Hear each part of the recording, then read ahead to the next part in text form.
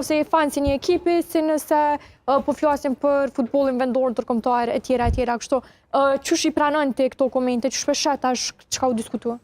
Personalisht, nuk është që i shikoj shumë edhe këto komentet negative, sidomos në sport që kemi atë urrejtjen, më thonë, thojza urrejtjen mes tifozërive të ekipeve të ndryshme, por sa i përket pyetjes së parë, mendoj shumë që gjenerata ma vjetër ka nevojë për këtë edukimin medial në përdorimin e rrjeteve sociale dhe ku diskutu për këto komentet, më ka rënë sy fakti që shumë ka dhe diasporës, një shumë pjesë e madhe e shqiptarëve që jetojnë diasporë merren më shumë me këto komente. Nuk e përmend rastisht në Gjermani, s'po du me zënua shumë. Se ke dhe rritit, domethënë pas ka pas rast personal me këtë Gjermani, çka në Gjermani, në Zvicër, kjo pjesa duket se çdo zhvillim shtetin tonë e morrin ma nga zemrës, nuk e di.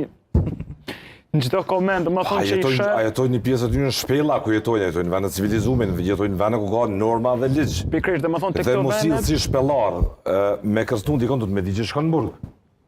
Pikërisht, domethënë ka shumë edhe pse jetojnë vende më civilizuar si Zvicra dhe Gjermania, çuditërisht nuk e kuptoj sepse i morrin shumë çdo proces jetësor që ndodh në Kosovë, çdo zhvillim qoftë politik apo edhe fushave tjera gjithmonë e marrin ma nga zemrës dhe gjitha komentet qoftë fyese, ofenduese, domethënë shumica vijnë prej aty, s'po them të gjitha, po një pjesë e